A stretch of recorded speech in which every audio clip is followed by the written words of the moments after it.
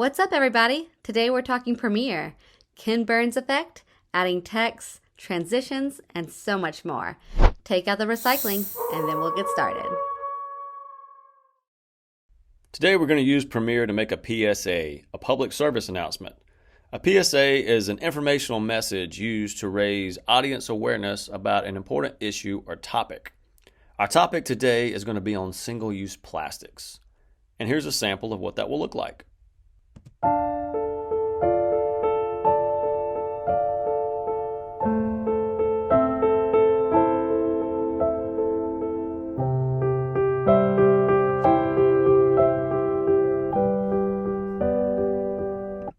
All right, so a couple of things you'll notice here. Number one, our images move in and out. We're going to be using something called the Ken Burns effect to make this happen.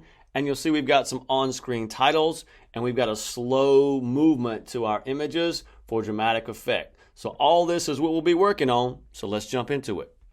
The first thing we want to do is create a folder to house all of our media assets. So I'm going to make a new folder called PSA. And what you want to do is download all of the items that you need for this project. The background music, the folder of images, and the text file of the facts that we're going to use on screen. All the images that we're going to need to use for this project need to be the same size so they have the same pace of movement. All the files that we originally downloaded were different sizes. We've taken them into Photoshop and resized them already for you to take care of that step. If you need help on how to size images in Photoshop for video, I'll drop a link to that video so you can see how to do that. Again, for this project, we've taken care of that for you, so all the images are sized correctly. We've also provided the background music, but feel free to go to online royalty sites and choose a different background music if you would like. With all of our items in our folder, let's jump into Premiere. First thing we want to do is create a new project. So I'm going to click on the New Project button, or I could go to File, New Project. And I want to give our project a name. Last name, first initial, and again, that would be your last name and your first initial, underscore PSA. Last name, first initial, underscore PSA. And I want to choose where this is going to be saved. So I'm going to choose my location. I'll hit my Browse button. And I want to make sure that I go to the PSA folder that I created on my desktop. Once you've got your PSA folder selected, go ahead and select Choose. We'll leave all the other presets the same and click on OK to open up Premiere. Once our project opens, I'm going to be working in the editing workspace. So make sure you have editing as your workspace. You can always go up top to Window, Workspaces, and choose Editing. So we're all working on the same one. Okay, now that I've got my workspace set up, I have to change something in my preferences before I import my media for this particular project. Again, we're going to be using a technique called the Ken Burns effect that was named after the famous documentary filmmaker, where he added movement to still images. To do this, we need to set the duration to all of our images before we import them into our project. Here's how you do that. If you're on a Mac, you're going to go up to the words Premiere Pro and come down to Preferences and then come to Timeline. If you're on a PC, you're going to go to Edit and then go find Preferences and then go to Timeline. So Preferences and Timeline. When your Preferences window pops up, again, make sure that you have Timeline selected on the left-hand side of your options. And then we want to set as our still image default duration. All of our clips we want to last for 10 seconds. But we're going to have a 1 second transition of a dissolve in between each one of our clips. So we want to set our still image duration to 11 seconds. So make sure you type in 11 and then make sure you choose seconds over frames. Once you have that still image duration at 11 seconds, click on OK. Now that we've got our duration set, we're ready to import all of our media. In my project window panel on the bottom left-hand corner, make sure that that blue box is around it. You click in it to select it.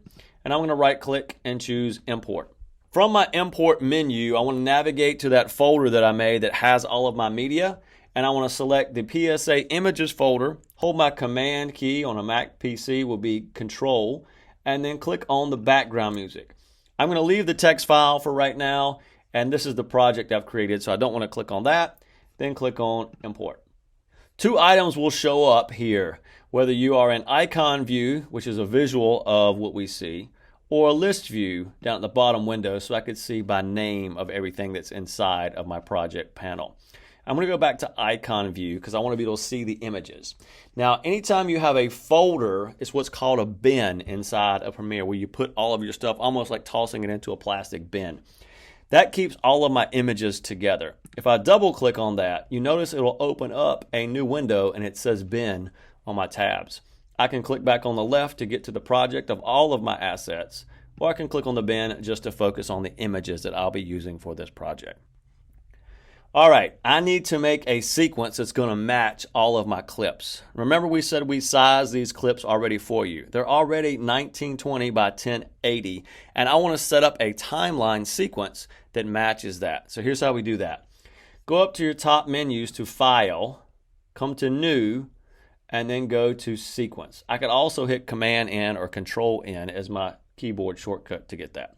I want to navigate to my folders. You'll see lots of folders over here. I want to navigate to the AVC HD folder and hit that drop down arrow.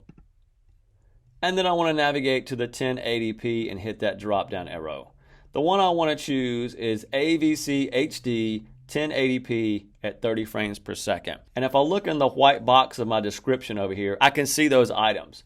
1920 by 1080 is my size. 2997 is 30 frames per second. I've got everything I need to go for that. That's the size I want to use for my timeline. It will match all of my images that we're going to use. Last thing, I want to name my sequence down here at the bottom.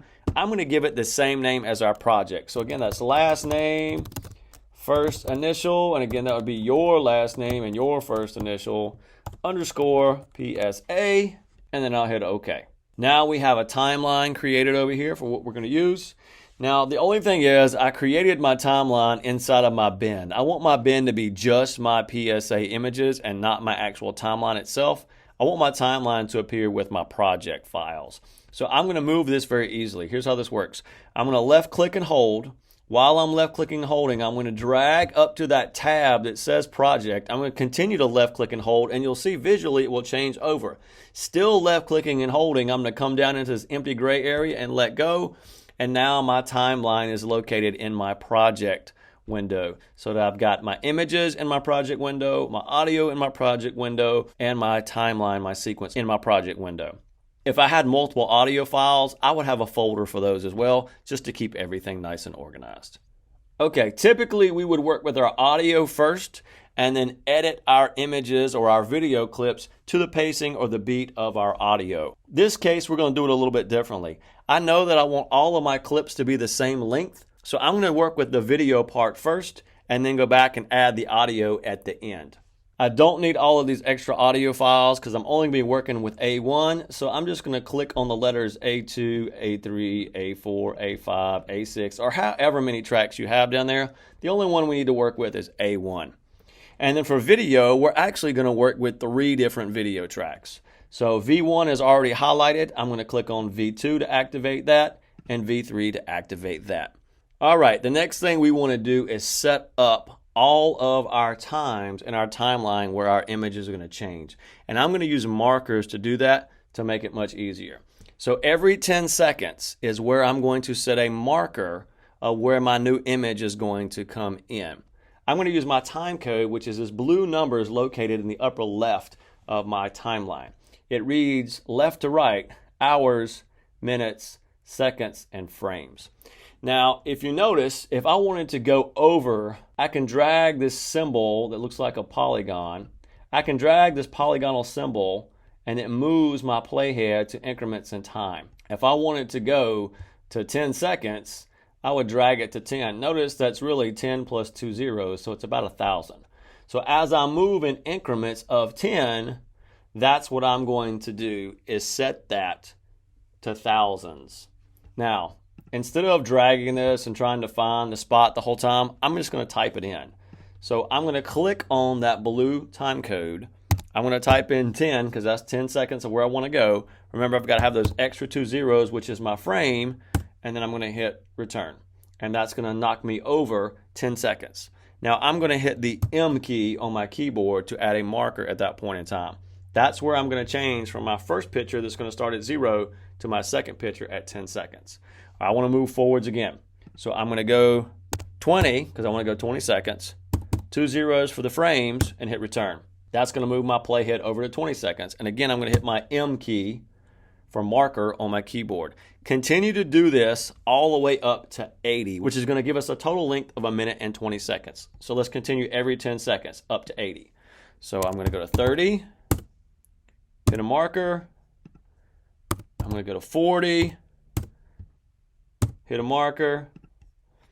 I'm going to go to 50, hit a marker. 60, hit a marker. 70, hit a marker. 80, hit a marker. So we're going to have all of those will be spots of where we change. We'll end up at 120 as our ending time right there.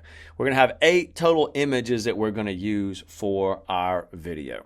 They're going to alternate between tracks V1 and V2. We're going to stagger them up and down because of how we're going to put this video together. All right, so the next thing is to add all of our clips in here. I'm going to go into my bin for my images. Again, if you don't see this tab that says bin PSA images, double click on your folder for PSA images and you'll see all of your images in there. Now, I want to move these over one by one on my markers to what I've got in my timeline. I'm going to put my cursor in my timeline and click. That's going to put this blue box around my timeline. I'm going to hit my plus key to zoom in a little bit. That's that plus equals key in the upper right hand corner to the far right of that 0 of the numbers that run horizontally across the top of your keyboard. Once I'm zoomed in, I can go over here and choose what I want to be my images. I'm going to select this bottle one here as my first clip and drag it and drop it. Make sure I take it all the way to that left side on V1. All right, I've got my first image that I want in my project. Now I'm going to go and add my second image. So I'm going to choose this one of the beach and I'm going to drag it over. This time I'm going to put it on V2. And you'll see that it's going to snap to that little icon where the marker is. As I slide to it, you'll see that these little pops show through. This little triangle shows up at the top to snap to my markers, whether it's the front edge or the back edge. That's because I have this little horseshoe magnet turned on. If that's off and it's not blue, it slides and you don't see those little triangles show up by your markers. So make sure that your horseshoe magnet is turned on so things will snap to where your markers are. And I'm going to snap that to that marker for that second clip. You'll see there's a little bit of overlap. I'm going to hit my plus equals key to zoom in. You'll see there's a little bit of overlap between those two clips. That's where my 1 second transition is going to go in. Because notice I'm at 10 seconds. We made our clips at 11 seconds when we set our preferences. That overlap that's between those two clips, that's where I'm going to be able to transition and dissolve or fade from one image to the next as we go through. I'm going to hit my minus key to zoom back out. So I'm going to move to my next marker over here. And I could click and drag, or I could just click on the marker up here to get you there. I could also hit Shift and M, and that will move me forwards down the timeline on my markers. Or I could hit Shift and Command and M, again, Control instead of Command on a PC, to move backwards with my markers. So Shift M to move forwards, Shift Command M to move backwards. So I'm going to navigate to my next marker and go and get my next picture. Let's see here, I'll drag this trash can and it goes back on V1. Again, I'm going to alternate between V1 and V2 all the way through. And then I will Shift M to move to my next marker. Go and find your next image that you want to use. And you can use whichever ones you want to. You don't have to do the same order of what I'm doing. Just make sure you're using some of these pictures in our window over here. Go and get this one. Again, I'm going back to V1 this time. I'm going to Shift M to go to my next one. Just make sure you're alternating each time all the way through. We'll go and get this next one over here. Put it back on V2. Slide down a little bit. I've got 3 more to go. If you're not sure which clips you've used, you'll notice there's this little blue icon in the bottom corner. If it doesn't have an icon, that means you haven't used it. If it has this little blue icon, that means you have used it. So make sure you're not repeating your images. Make sure you have a different image each time. And go back and forth between V1 and V2 on your markers. And then this is my last clip because this is actually my ending point at 120. So my last clip that I'm going to add is at 110. And I'm going to end that one on a little bit lighter note. So I'm going to grab our turtle on the beach right here because we'll try to do a little positive message at the end. All right, so you should have a total of 8 clips staggered up and down throughout your timeline. If you look at your delete key, the key right below that is a straight up and down line and then a slash. If you hit that key, that will zoom you completely out so you can see all of your tracks together in one visual in your timeline. So if you're zoomed in with your plus equals key, you don't have to continue to hit minus to zoom all the way back out. Just hit that slash key right below your delete key and you can see all of your tracks in your timeline. All right, the next thing we want to look at is adding movement to our images. So here's how we're going to make our Ken Burns effect. I'm going to move my playhead on top of my very first clip, and then I'm going to click on my first image in my timeline. It's going to put this white box around it to show me that it's selected. And then I want to go up to my Effect Controls tab in my upper left window. If you don't see the Effect Controls tab, maybe you're on Source, you can click on Effect Controls. If you still don't see Effect Controls up top, you can go to Window and then come down and select Effect Controls. Now, with our clip selected, if I'm in the gray area, I can click off and deselect. So I can click on any clip and then click on the gray to deselect it. If my clip is not selected in my video track, you'll see that nothing shows up in my Effect Controls panel in the upper left. Make sure that you've clicked on your image in your video track. It'll have that white box around it to show that it's selected, and then you'll see all of the items in your Effect Controls. There should be one for motion. If you don't see all the things that you can do with motion or opacity, they've got little drop-down arrows. Hit that drop-down arrow for motion, and you'll see 2 that are going to be important for us to use today: position and scale. We're going to use these to zoom in to our pictures and to zoom out of our pictures. And we're going to create a preset that will allow us to put that on all of our clips, so our images are going to alternate between zooming in and zooming out and zooming in and zooming out, going back and forth. Here's how we'll do that. First thing is to notice you've got a playhead that shows you where you are in time. It matches your timeline playhead. I'm going to take it in my Effect Controls. Again, I'm going to grab that little polygon icon there and drag it to the left a little bit. Now, there is a stopwatch left of the word position and scale. I'm going to click both of those to turn those on. When that activates those, it's going to add an initial keyframe over here in my visual with my clip. This is going to be my starting point. Now, we're going to move these in a minute, but I want to be able to see these keyframes while I'm adding my sizes and variations to those. Now, that's going to be my beginning. Notice that my scale is at 100%. I'm going to take that little playhead again and drag it over to the right just a little bit. Doesn't matter how far, just as long as it's not all the way to the end. Just drag it down a little bit so you can still see that you're still inside your first clip in your timeline. You'll still see your first visual over there in your program window. Your program window is associated with your timeline in terms of how all of your clips are put together. All right, back in our Effect Controls panel. I don't want to hit the stopwatches a second time to create my second set of keyframes, which are these little diamonds. If I do that, notice it's going to say, do you want to take it away? We don't want to take it away. We want to add new ones. You should see this little diamond circle with the set of arrows going left and a set of arrows going right. If I click on those dots, it'll say Add Remove Keyframe. So I can click a new one for position and a new one for scale. You should see a total of 4 keyframes here. Now, right now, none of them are different. They're all the same. I want to change my back set, which is a set that I'm on right now. Again, remember I talked about these arrows. Don't try to drag your playhead to try to match these keyframes aligned with your playhead exactly. Sometimes you'll end up adding another keyframe almost on top of a keyframe, and your pictures will get all kinds of wonky and out of whack. So don't do that. Use these arrows to get back and forth exactly between your back keyframes and your front keyframes. For this one, we want to zoom in. So I'm going to leave my front keyframes here at 100. I'm going to make sure I'm at my back set of keyframes. And for my scale, I'm going to click on the 100 and I'm going to type in 150 and then hit return. And you'll see that my image on the right is now zoomed in. Again, between my 2 keyframes, if I hit my left set of arrows, now I'm on my front left side keyframes. You'll see that I'm zoomed all the way out. I want to hit the double arrows beside the keyframes here in my Effect Controls. That's going to advance my playhead to my second set of keyframes. And in my program monitor, again, I can see that I'm zoomed in.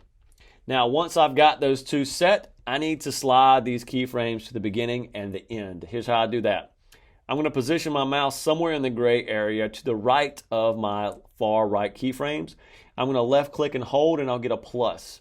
If I drag to the left and drag up, I get a selection box that I can engulf those keyframes in. They'll turn light blue. Once I do that, let go. Then I'm going to put my mouse on top of one of the keyframes.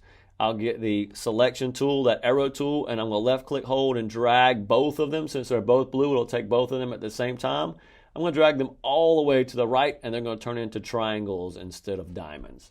I'm going to do the same thing with my left set of keyframes. In my gray area, left click and hold, I get the plus, and then drag left and drag up to get a box, a selection box I can engulf them in. Put my mouse on top of the blue keyframes on the left, left click and hold since they're both selected, and drag that all the way to the left. Now if I drag my playhead up to the front and I hit my space bar to play, you'll be able to see how it slowly zooms in. Now the reason we had to resize all of our images to be the right size, identical size, is because if they were different size variations, when we did this effect, the pacing of movement would be different. And we want to have that same slow pacing all the way through, which is why we had to size all of our images before we begin our project. All right, this creates our zoom in effect. I don't want to have to recreate this all the way through on every single one of these on my bottom track. So what I'm going to do is create a preset. In my effect controls, I'm going to find that word motion and right click and go to save preset. And for my save preset, I'm going to give this a name. So I'm going to call it Ken Burns Zoom In, because we're zooming in. I want to make sure it's a scaled effect. And for description, I'm just going to put where we went from 100 to 150 so we know how far we zoomed in on it. So Ken Burns Zoom In, scale, for description 100 to 150, and then I'll click OK. And that one's done. Now we want to create that zoom out effect as well. Here's how we're going to do this. Still in my effect controls where I clicked on motion, I'm going to right click motion. This time I'm going to hit copy. I'm going to come down to my timeline. I'm going to advance my playhead just by clicking anywhere in this ruler of time. I can just click. That way I don't have to click and drag every time. I'm just going to click above my second image. I'm going to click on that image on V2 so that it's selected. It has that white box around it. Now it will show up in my effect controls. I'm going to click back on that word motion inside of effect controls and right click, and I'm going to paste. And what happens is it's going to take all of those keyframes that I made on my first image in my timeline, and it's going to paste them on my second image. And then all we're going to do is flip our scale to zoom out. Here's how we do that. Again, I want to move these keyframes in a little bit so I can see them. So I'm going to drag my selection box just like I did before, starting the gray area down here below. Left click hold, get that plus, and then drag a selection box around my clips on the left. Once they're both highlighted in blue, put my selection arrow on top of one of those blue diamonds and drag it to the right a little bit. I'm going to go get the ones on the right side now. Again, in the gray area, left click and hold to get the plus. Drag up and to the right to get a selection box. Put my mouse on top of one of those blue diamonds, and then I'm going to drag it back somewhere, just so I can see them so they're both inside.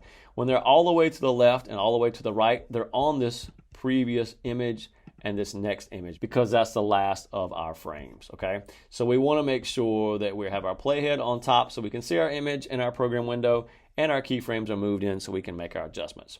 Again, we're going to use our arrows that are to the left and to the right to get exactly onto our next keyframes.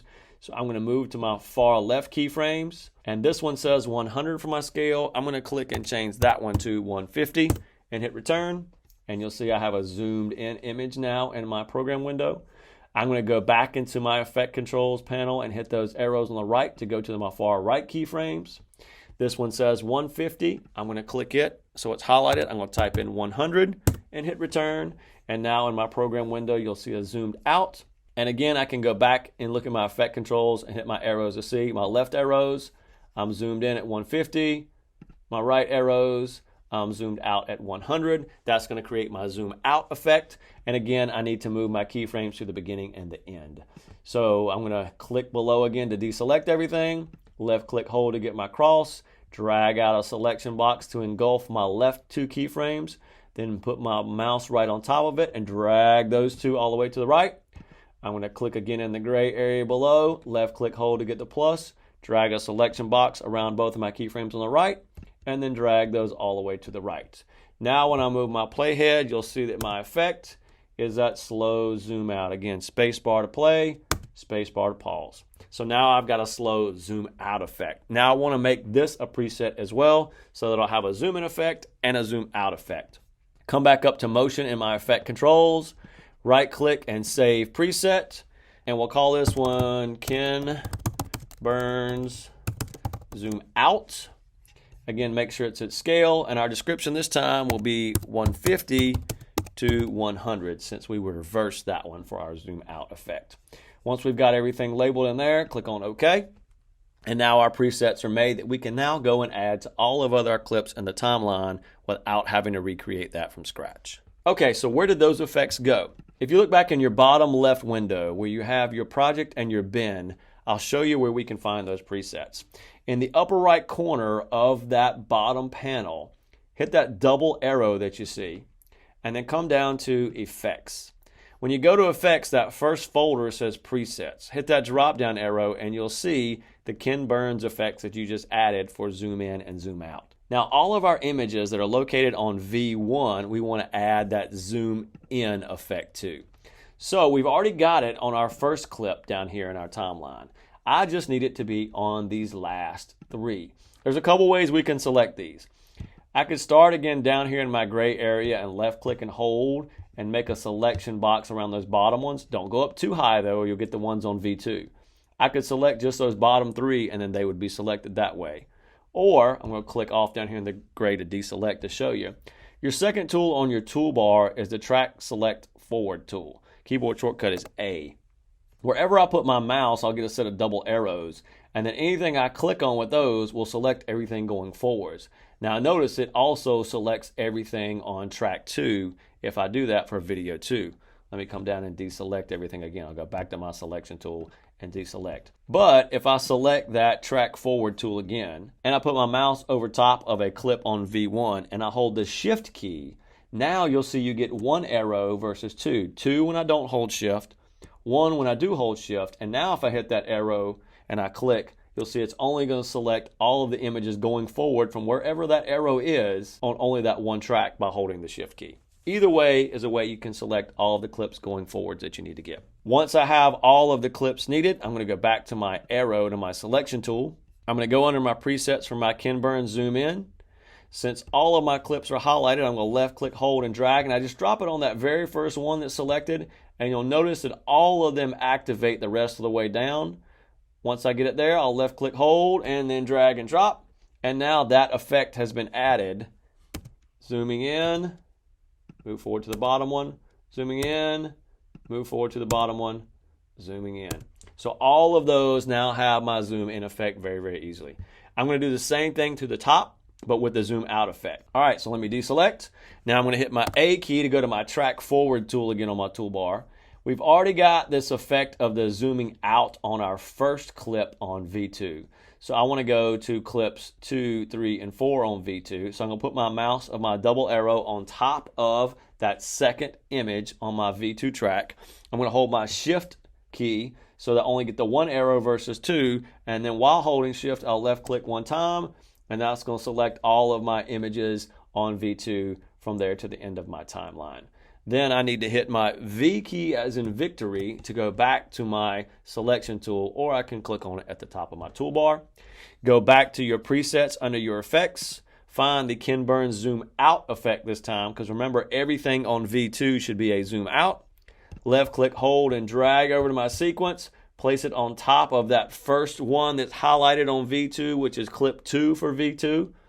It'll highlight all of those when I drag and drop it on top and then let it go. Now I should, if I check, I'll click and look, zooming out. Let's click and advance, zooming out. Let's click and advance, zooming out. And then I'm going to click in my gray to deselect, and I'm going to hit Command S to save, or Control S on a PC to save. Now I very quickly added the Ken Burns effect of zooming in and zooming out to all of my clips in my timeline. Now before I move any farther, I want to check to see if the visuals zoom in to an area that I want to see. Our presets, everything zooms directly into the center. But if there's a certain area that you want to see, maybe this ocean, that doesn't zoom to the right spot, zooming in or zooming out, you can go back and adjust that in your effect controls. Remember we clicked on for scale in our effect controls, but we talked about position as well. So the left number of your position is your x-axis in terms of moving your image left or right. And the far right number of your position is your y-axis in terms of moving your image up or down. So if there was an image that you used and you wanted to zoom it more up, maybe to see the ocean here, or move it more down or left or right, you can adjust that with your position. So I'm going to check these real quick and see if there's any I want to change. All right, for my last image, as it zooms out on the turtle, we're going to have some text information that shows up on the screen. And I want to try to see the turtle a little bit better instead of it being so cut off. So I'm going to try to adjust my position for this one. First thing I want to do is click on the actual image clip in my timeline. Then I'm going to go up and I want to move my keyframes in so I can fully see them. So just like before in the gray area at the bottom, left click hold, get a plus, drag a selection box around my keyframes, put my selection arrow on top of both keyframes and drag those. Same thing with my back keyframes, left click hold, get a plus, drag a selection box around, put my mouse on top of both blue keyframes and move them in. And again, I'm going to use my arrows to go back and forth. My left arrows are the ones that are at 150, so it's the part that's zooming out. If I hit my space bar, you can see it playing. So when I first click there, the turtle is a little bit cut off at the bottom. Let's see if I can zoom him up a little bit. If I use my X and Y in position, the left one is positioned to go left and right. The right one is up and down. So let me reset both of those real quick. So if I want to move this up a little bit so I can see more of the turtle, I'm going to use my second set of numbers here. Put my mouse on top of it till I get that double arrow. And then I'm going to drag to the left to move it up, drag to the right to move it down. So any of your images that you need to adjust, this is how you can do that.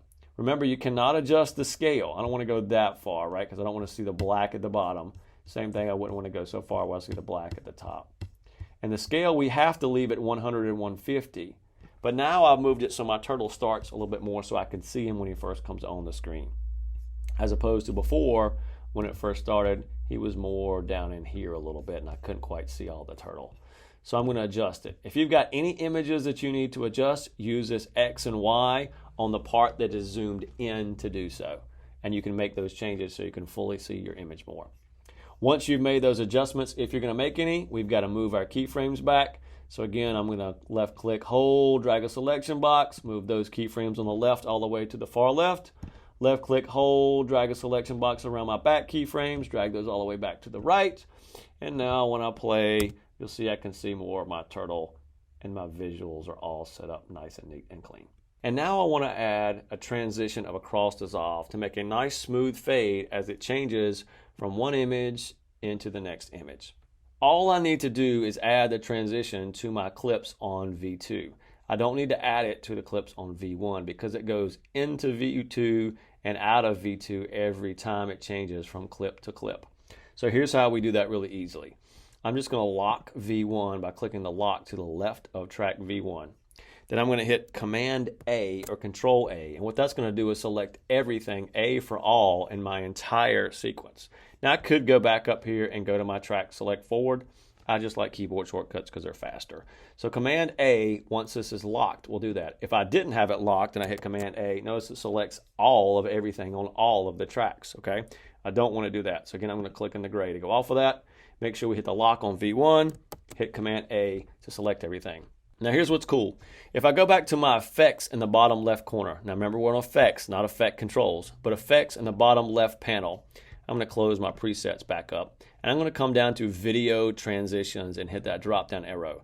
There's lots of types of transitions you can use. Right now our clips are set up just to do a straight cut from one video clip to the next video clip. You could use dissolves, or you could use wipes to move things on and off the screen. We're going to use a dissolve.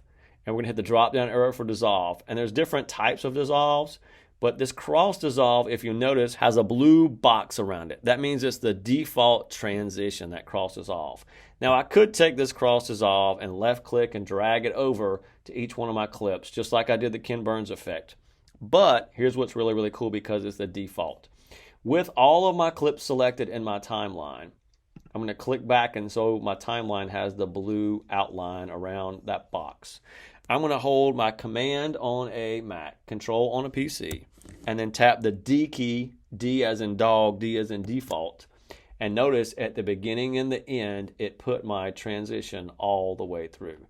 Now my preset for these should be 1 second. I'm going to zoom in, hit my plus equals key to show you this dissolve.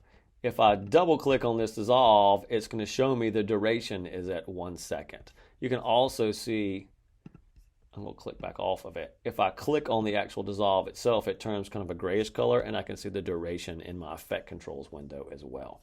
All of those are exactly the same at 1 second. So remember when we set the length of our clips to 11 seconds, and I said they're all going to actually be 10 seconds with a 1 second dissolve? That's what that is. I'm going to hit my slash key to bring everything back together. So now what happens is, let's look and see, we've got some movement to our first image. I'll hit my space bar to play. It's going to zoom in on our very first clip that we have on V1. As it approaches V2, it's going to dissolve, and it's going to slowly fade as our second image is zooming out. And then it's going to move from our second image, it's going to fade and dissolve into our third image, and so on and so forth. That gives you that really nice, clean, slow motion effect, right, for impact. Because our impact is how single-use plastics are damaging our ecosystem, our wildlife, our marine life, how the plastics are harming and killing animals to the point of extinction, and what we can do to make a change to make that better. So that's our message for our PSA. And the slow visual gives you time to concentrate on that, and the dissolve makes it a nice dramatic effect, which is what we want. All right, so now it's time to get some of our text in there. So we're going to lock V2 since we're done with that, and all of our text is going to go on V3. Now, one of the issues that you have sometimes adding text is depending on what the background is, right? What your picture looks like. There might be light areas or there might be dark areas, and it might be kind of hard to see your text depending on your background of your picture that you're going to use. So to kind of prevent this problem, we're going to create a box of color that's going to be behind our text. It's going to create sort of a separator to block out a little bit of the light of the background or the dark of the background so that our text shows up really well on our screen.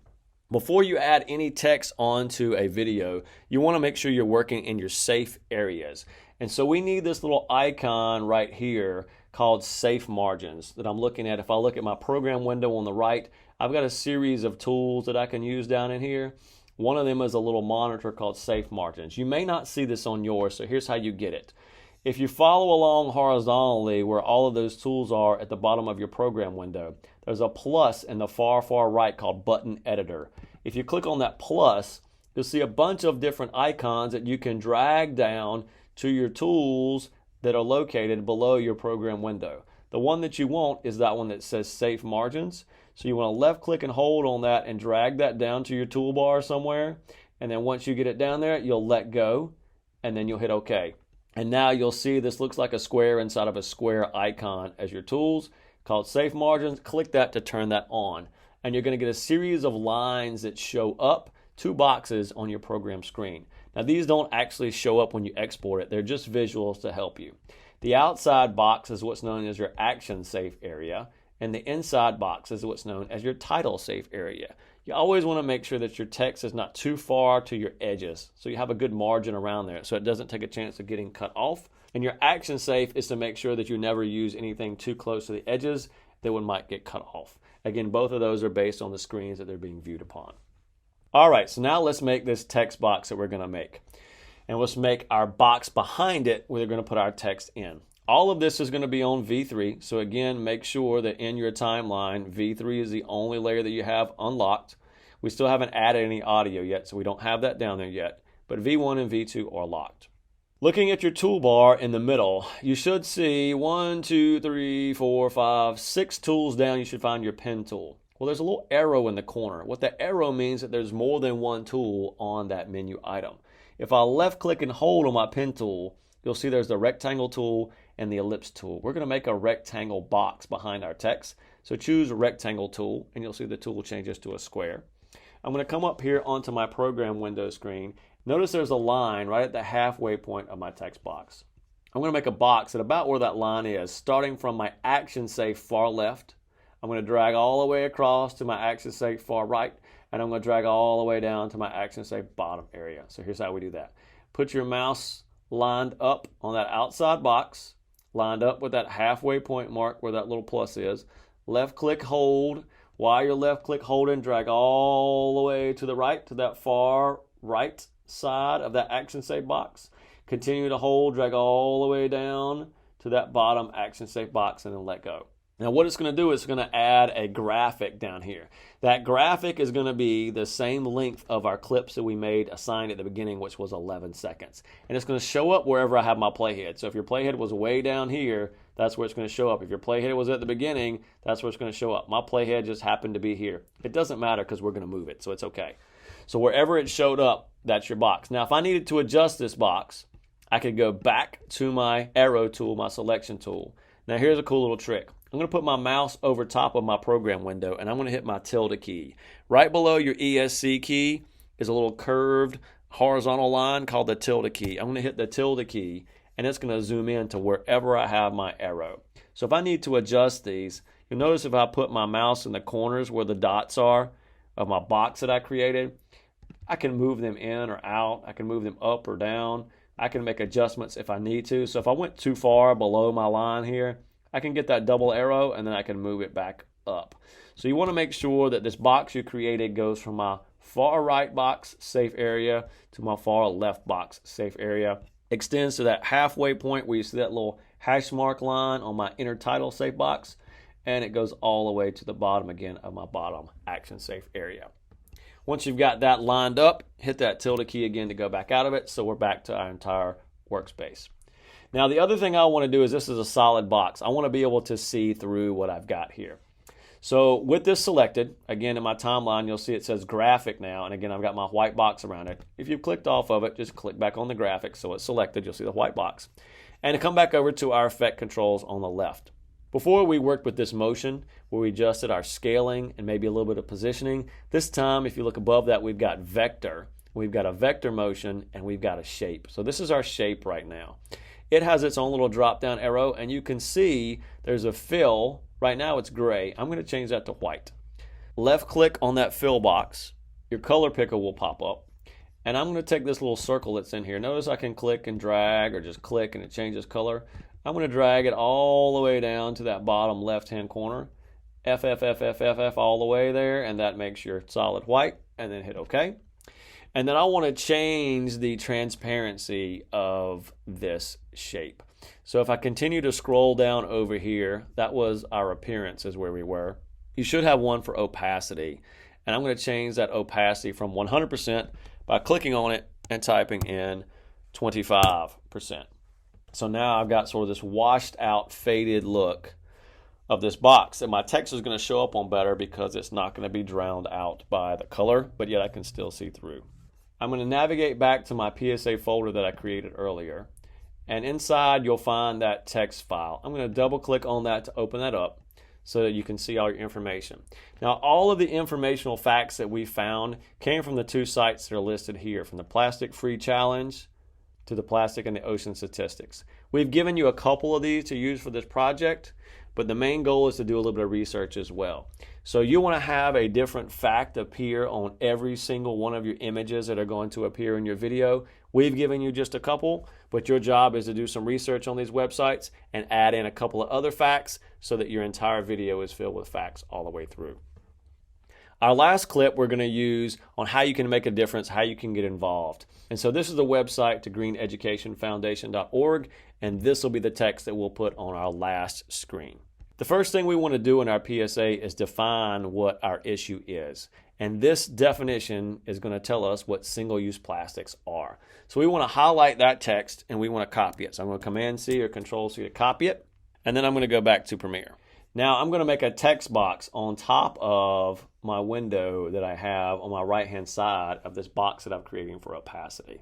I'm going to look back on my toolbar in between down at the bottom and find my T key, my type tool, and click on that. And this time I'm working on my inside box, which is my text box. I'm going to put my mouse on that little hashtag on that left side, left click, hold, and drag a box. You're not going to see anything. Drag all the way to get to the bottom, and then let go, and you'll see this red box. Again, if you need to zoom in to make that a little bit easier to see or make adjustments, I'm going to go back to my selection tool, arrow first.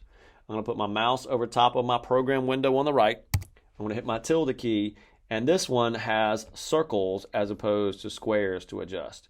So if I need to adjust that text box up or down, left or right, I can make those changes. Make sure your text box falls within the inside box, which is our text safe area.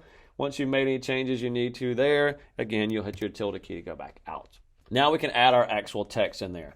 So back on my toolbar, I'm going to click back on that T that I made my text box with. I'm going to put my mouse inside of my program window that I made that text box, and I'm going to double click. And I'll see a flashing cursor or a cursor line. This is now where I can paste my text. So I'll Command V as in victory to paste the text in there, or Control V if you're on a PC. Now, anytime I use text, I want to make sure that the font is easy to read, that the style that I use makes it easy to read, the alignment works for what I'm doing, the color of the text. All of those are things I want to play with in terms of font formatting. To do that, I want to go into my graphics workspace. So up at your top menus, horizontally where we've got editing selected, I want to choose graphics. Now you could also go up top to window, come down to workspaces, and choose graphics. When your graphics, essential graphics window pops open, there's a browse and an edit. We're going to click on the edit tab, and this is where we can make all of our changes to our text that we need. First off, I want to make sure that this is easy to read. Just like any type of word editing, the text has to be selected before you can make the changes. I'm going to click anywhere in my text and hit Command A to select all of my text. And then I'm going to move over to my options over here on the right-hand side in my Essential Graphics panel. I'm going to keep Myriad Pro. That's a pretty easy font to read, but I do want it to be a little bit thicker. So I'm going to change the regular option for my font style down to bold to make it a little bit thicker. And then I want to make sure my alignment for these is going to be left justified. So I'm going to choose left justification. So my text is all the way to the left. And then I want to change this appearance fill color from white to black. So I'm going to click on fill for our color picker to pop up. Remember, we used this when we selected white. This time I'm going to drag it all the way to the upper left-hand corner to get black. Zeros across the board will make that black, and then I'll hit OK. If I click off of that, then you'll see that the black shows up a little bit better. Now I do want to move this down some as the text is really, really close to that top edge right there. And I'm actually going to go back to my Align and Transform over here in my Essential Graphics to do so. First thing I'm going to do is go back to my selection tool, my move arrow. Now, I don't want to use a keyboard shortcut of V for this one because if I do, it's going to type the letter V. You see that? I don't want to do that. So I've actually got to click my toolbar, and my graphics workspace is no longer in between my bin and my timeline at the bottom. It's now at the top between my effect controls and my program. So just click on your selection arrow so you can get there. So in my Essential Graphics, make sure that the text is still highlighted over here. You'll see the T. The shape is our box, so make sure you're not clicked on that. Make sure you're clicked on the T for your text. Come down to Align and Transform. You'll see this little up and down plus. To the right of that will be those same horizontal left and right and vertical numbers that we can adjust. Put your mouse on top of the numbers on the right. Left click, hold, and I'm going to drag down a little bit. And just visually, I'm going to kind of center that within our box. So we've got roughly the same amount of space of our box at the top and the bottom. Once I've got that the way I like it, anywhere outside of my text box on my screen, I can left click and then it'll knock it into place. And again, I can put my mouse over top of my program window, hit my tilde key, and I can see what it looks like. That looks pretty good. I can read my text. The box that I have behind it kind of filters out the background so text letters don't get lost in darker areas of dark text on dark areas. And I can see all the information that I need to receive as a viewer from my PSA. I'll hit my tilde key again to go back out of it. I want to make one adjustment down here in my timeline in terms of how long this clip is. Right now, remember, it's 11 seconds because that's what we created all of our presets at the beginning when we brought in all of our images. Our graphics are the same. I want to shorten this because I actually want to see a little bit of my image and then have my text pop up. So here's how we're going to do this. I'm going to make sure that my clip is selected for my graphic on V3. I'm going to right click and I'm going to choose speed and duration. Now you may have to scroll a little bit to find that, but speed and duration is the one that you want to find. I'm not going to change the speed of the clip. I'm going to change the duration. And I'm going to change it to 8 seconds. So I'm going to click on duration, and I'm going to type in 800, because remember, we got to have those extra zeros for frames. So it would be 8 seconds and 0 frames, so 800. And I'm going to hit OK. and it's going to shorten this clip up just a little bit. Now the other thing is I want each one of these titles that I'm going to use to end where my markers end. So the first one I want to show up on my very first picture, my very first image, to let our audience know what our topic is. So I'm going to take my first clip in my timeline on V3, left click, hold, and drag, put my playhead on that marker, and I'm going to snap it by dragging it to that first marker right there. And it should snap exactly to that playhead, and you'll see that little triangle pop up there below your marker when you do that. Just like my images where I added a cross dissolve, I want to do the same thing to my title. So again, as long as your title is still selected, you can hold Command D for your default transition or Control D for your default transition on the PC, and it's going to add that cross dissolve at the beginning and at the end. So now we look something like this, and I'll make this big so you can see it with the tilde key. We got our slow zoom in, we see it for a second. Now our statistic comes in, our definition that tells us what our topic is going to be about. As we transition to our next image, it fades out right before our picture fades out. So we've got a nice smooth transition there. All right, now we've given you a couple of other facts to place within here. I'll let you guys choose where those couple other facts that we gave you are going to go. Make sure that you put a statistical fact on every single one of your video clips. Do some editing to make sure that they don't last any more than 3 lines. That way it fits well within our text box area. So whatever statistics that you look up, try to keep them within this 3-line barrier or adjust the formatting so that they fit within there. You don't want to change the size of your text. We want all of our text to be the same size all the way through. We've given you a couple of those to use, so let's go and add those next. Now, an easy way to do this, before I do anything, instead of having to recreate that whole title process all over again, is to just copy this down. Here's a quick way to do that. In my timeline, if my clip is still selected, if it's not, just clip on it to select it. That's going to be my V3, which is going to be my graphic of my title and my bar that is behind it. With that clip selected, I'm going to hold my Option key on a Mac or Alt key on a PC. While I have that Alt key or Option key selected, I'm going to left click, hold, and drag to the right. And as I drag, it's going to make a copy of it. And I'm going to take it till I see that arrow. See the arrow at the top and the bottom that shows up under my marker? That means I'm on that marker. And then I'm going to let go. I'm going to do that for every single clip that's in here so that you have, again, I'm going to click it selected, hold Option, drag over, and I'm going to take it to the marker. Now it's going to say the same thing right now, obviously, but you're going to go through and change that with the statistics that you find. We've given you a couple of those statistics, and then we want you to go through and find the rest of them doing some research on the damaging products of single-use plastics. Okay, so that's how you will duplicate your title. Here's how we change everything. I'm going to take my second one that I've added a title here to. I'm going to go back to my folder of where my text file is. And this fact 1, I'm going to select that. I don't need the word fact 1. Just start it at every day. Once that's highlighted, I'm going to Command C to copy that. Then I'm going to go back to my Premiere file. I'm going to go back and still inside of graphics for right now. I'm going to click on my selection of my graphic that I want to adjust. I'm going to go to my T tool for my text. And I'm going to click inside of my text box so I see a cursor. I'm going to hit Command A or Control A to select all, A for all of my text. And I'm going to hit Command V as in victory or Control V to paste all of my text. That's going to get all of my textual information in there for my second fact. All right, I'm going to do the same thing for my next one. I'm going to move on to my next clip, which is the third one here that I've got. I'm going to go back to my folder where I've got my text files. Click and highlight on that statistic. Again, don't need the word fact 2. And I'm going to Command C to copy. Then I'm going to go back to Premiere. Again, make sure I'm still in the graphics workspace. I still have the T selected. I've selected the next clip where I want to change the text. I put my mouse inside of the text box on the program window. Click one time to get a cursor.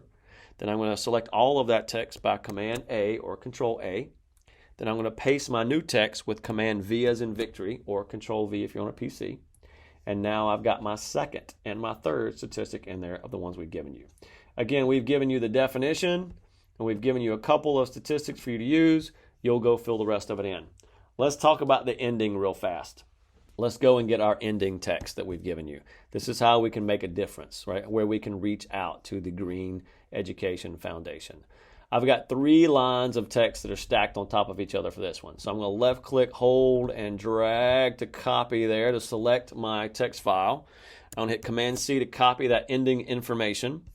I'm going to go back to Premiere. Again, click on my clip at the end. Make sure I'm still in my graphics workspace. Make sure I'm on my text tool. Click inside of my text box. Command A to select all. Command V to paste. Now notice there's big chunks of space in here. I need to get rid of these, and I'm going to alter this a little bit too. All right, so I'm going to click and delete that extra space, and then I'm going to click and delete that extra space. And then I want to take all of this, and I'm going to change it to a center alignment under my alignment area. And then I'm going to change the font size by triple clicking on For Information Visit, and change that font size from 100 to 85. And then I'm going to do the same thing for Green Education Foundation and change that font size to 75. And then I'm going to hit my black arrow and how everything should be aligned. I want to adjust the spacing in between here. So with my text tool still selected, click inside and hit Command A. I'm going to come down here to my leading, and I'm going to type in 25 and hit return, and then go to my black arrow, and you'll see everything is spaced out really, really well. Now the last thing I want to do is maybe adjust where some of this text appears. This goes right over top of my turtle, and it would look better if it was up here in the ocean so I could see the turtle a little bit better. So I'm going to go back to my editing workspace. I can click on it up top, or I can go to Window, Workspaces, and choose Editing. And I'm going to move both the box and the text at the same time. If you remember, in our essential graphics, we moved just the text down a little bit. But this time, I'm going to move the whole thing together, and here's how we're going to do that. First off, I want to deselect what I've got here, so I'm going to click off of everything so it's not selected.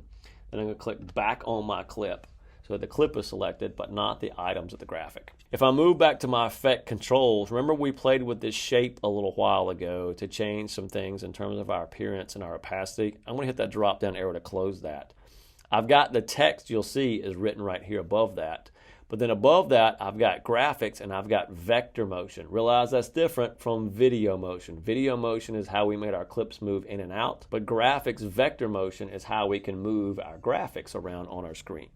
So again, we've got position and scale. Now, I don't need to hit a stopwatch for those this time because I'm not going to make them move or animate them, so I don't need keyframes. I just need to position them somewhere differently.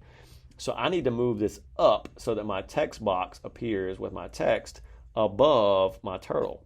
So that is going to be, again, my right set of numbers over here on my position, which is my y-axis. So I'll put my mouse over top of it, get that double arrow, and if I left click and drag to the right, it goes down, but if I drag to the left, it goes up, and I can use that white box that I created to align that to the top of that safe area box, so it lines up here. And now my information appears above my turtle so I can see my turtle for a nice strong ending. If I look back at my timeline, just click and go back a little bit, you can see that it's going to fade out from that last fact that you're going to put in. And then my textual information about how you can make a difference is going to come in. And then that's going to stay up there long enough for people to read because we got our 10-second clips. And then it's going to fade out at the end, okay? So that's how all of our text is going to work. Again, you need to go back and find some statistical information and put it on top of all of these missing pieces that we haven't added in. Our very last element now is to go back and add our music in so that we create that really long dramatic effect. So here's what we're going to do. In our window panel down on the left, we still got our effects down here from our cross dissolve potentially. Again, we've got that double arrow in the corner. Hit that double arrow, go back to our project panel, and you'll find your music in there. I'm going to lock everything else down over here in my timeline, so I'm going to lock my V3. Now I'm going to come back to my project panel, click on my background music, left click, hold, and drag that down to A1. And this too, I want to zoom in so I can see a little bit, so I'm going to hit my plus key to zoom in horizontally. I'm going to hold my Option key or Alt key on a PC, Option key on a Mac, and while I'm holding that key, I'm going to hit plus so I can zoom in vertically so I can see a little bit. Now, you'll notice that our song runs longer. Make sure that your song is all the way to the left, by the way, at your very, very beginning. You'll notice that our song runs a little bit longer in here than what our last clip of our video runs. Our last video clip ends here around 120 with a little bit of a 1 second fade right there. I'm actually going to bring this back to roughly where this dips down here. So if I go back and listen, you can see it visually as it comes down. And it kind of stops right there, and then it starts back over. I want to get it where it stops. So I'm going to drag my playhead to right here where it stops. I'm going to make sure that the audio track is selected. Again, if you click off of it, it's not selected. If you click on it, you see the white box. I'm going to hit Command K to cut that. Now, you could go to your razor tool over here in your toolbar and click the razor and line it up and cut it. I just think the keyboard shortcuts are faster, so Command K will cut it. Now I've got 2 sections of that audio track. I'm going to click on that back audio track and hit delete, and it's gone. And I do want to make sure this actually fades out completely. So I can do this in 2 ways. I could add a transition on the end of it, or I could manually keyframe it, and that's what we're going to do for this one. I'm actually going to go back to my toolbar, and I'm going to hit my P key to go back to my pen tool. Remember that was within that shape area that we had? I'm going to hit my P key to go to my pen tool. And with my pen tool, I can click on this line that runs through here. This is my volume line. Again, if you can't see that, it's because you might be zoomed in too little. You may need to hit that Option key and plus to zoom in more so you can see that line we're going through there. So I'm going to click on my pen tool on my toolbar, and I'm going to make keyframes where I want this to make sure it fades out. So I'm going to click on that line, and it's going to make 1 keyframe. I'm going to move down and click again. That's going to make another keyframe. I'm going to change back to my selection tool, and on that back dot that I made the keyframe, I'm going to left click and drag it all the way down and make a ramp that goes all the way down to the bottom and off. And so what will happen is you'll hear the sound fade out completely. We're going to adjust the visual in just a second, but pay attention to the sound.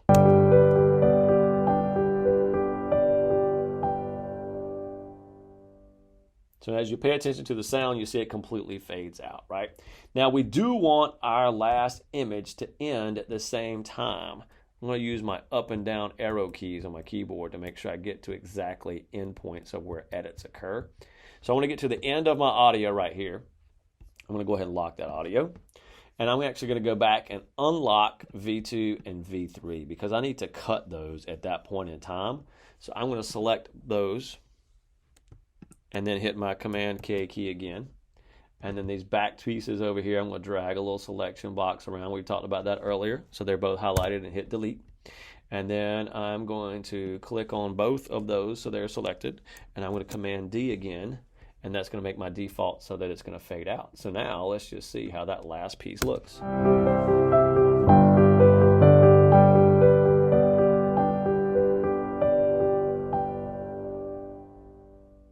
And now our visual and our graphic and our image all fade out together. So I want to add a dissolve to my very first clip so it fades up like my dissolve fades out on my very last video clip. I'm going to unlock V1. I'm going to come back over into my project panel to that double arrows and go back to effects. I'm going to come back down to video transitions and cross dissolve. Instead of adding it automatically, because I don't need it on the back side, I just need it on the front side. I'm going to click on just that left edge. I'll zoom in so you can see, and it'll get that little red bracket when I do that. Now I can either left click, hold, and drag and drop it on that left edge till it turns green. And I see it. Notice if I put it in the middle, it doesn't turn green. If I put it on that left edge, it turns green, and I could add it that way. And you'll play, and you'll see it dissolves up from black. Or, again, I could just left click on that left edge, and then I hit Command D. And now if I zoom back out, you see it only added it to that left edge because I clicked that left edge. If I click the right edge, you'll see it turns red, and I hit Command D, it would add it to the right edge. Again, you don't want to do that, so I'm going to Command Z to undo. Command Z is your undo key. You could also go up to edit and undo and redo anytime that you mess up. All right, so now our first clip fades up from black, and all of our transitions occur all the way through, and our last clip fades out to black at the end. All right, now once you've got all of your other statistical information added, now it's time to export. So make sure that this blue box is highlighted around your timeline. Then go up your top menus to go to File, come down to Export, and then choose Media. In your export settings for our format, we want to make sure it's H.264. For our preset, we want to make sure it's Match Source High Bitrate. For our output name, we're going to click on our output name and make sure that you choose that PSA folder that you created originally. Make sure that you've got your name correctly as the save as information. Your file format should show up as an MP4. Once you've got all those things, hit save. Last thing we want to do on the bottom left side where we've got this screen, you've got a little playhead down here. You could drag around if you wanted to see what you got. But what's important is the source range below that. Change that little drop down from sequence in and out to entire sequence. Once that's selected, you're ready to export. Come back on the bottom right hand side and click on export. All right, now that our project has exported, let's go and take a peek and see how it looks.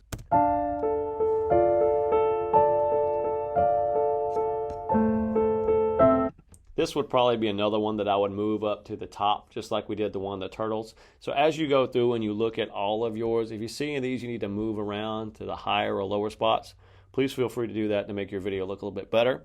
In terms of what we got, I think everything looks pretty good.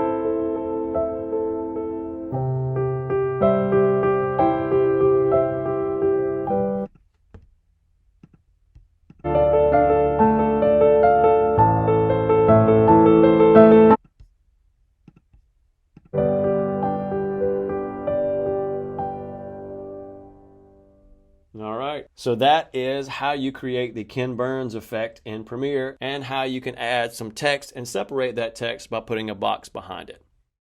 If you liked this video and found it helpful, please give us a thumbs up and drop a line in the comments below.